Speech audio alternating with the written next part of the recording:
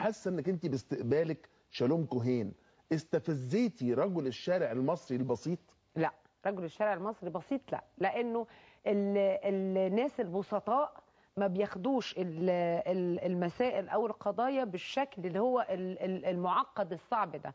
اللي خلي بالك انه انا عايز اقول حاجه بقى مهمه جدا، ويمكن اشكرك ان جبت موضوع رجل الشارع. من يتصور انه النظام السياسي في مصر او السياسه الرسميه للدوله هي سياسه معزوله، يعني هي يا دوبك بتمارسها وزاره الخارجيه والقيادات العليا، ثم بعد كده الشعب كله ضدها، يكون مخطئ. اولا ما حدش عمل قياس للراي العام. ثانيا انه لم يحدث بعد توقيع الرئيس الراحل انور السادات معاهده السلام، وبعد ما حررنا سيناء، وبعد استمرار الرئيس مبارك في نفس منهج السلام على مدى ال 27 عام الماضيه، مين خرج رجل شارع وقال ان هو ضد سياسه بلده دي؟ مين قال؟ مين اعترض؟ مين كان متضرر؟ مش بس اعترض، مين كان متضرر؟ مفيش حد متضرر. محدش بيتضرر من السلام. صحيح الناس بتتأثر، وده طبيعي ان احنا كلنا بنتأثر لما يكون في مشاهد حرب ومشاهد كذا ومشاهد كذا، انما انا بدل ما برضو اشجع تيار الاعتدال في اسرائيل ايا كان، لو حجمه قد كده، لو يعني ان انا عايز اقدم حتى للاسرائيليين او للقياده المصريه ان تقول يعني تساعدها في الحوار او في الكلام ده، انه لا مش كل العرب يعني هم بس بيصرخوا وبيعملوا مش عارف، لا احنا برضو في ناس. انت عايزه الجد؟ ولا الشعب المصري استفتي في مساله سياسه السلام، ولا اتخذ رايه فيما بعد السلام، ولا بيتخذ رايه في حاجه؟ طب خلاص زعلانين ليه بقى؟ بالك ازاي؟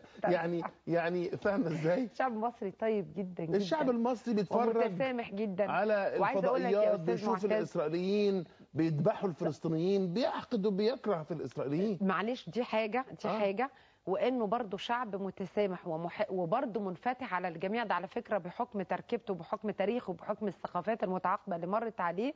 انا اعتقد ان هو بيتقبل كل حاجه طالما ان ليها منطق، طالما ان هي يعني يقدر يعني انا عموما انا شايفه من الناس البسطاء جدا بتعامل معاهم ان هم ناس هايلين جدا، يعني ناس وعارفيني كويس قوي وعارفين مواقفي وعارفين كده، فانا ما لقيتش اي مشكله حتى عشان اشرح لهم ايه اللي حصل.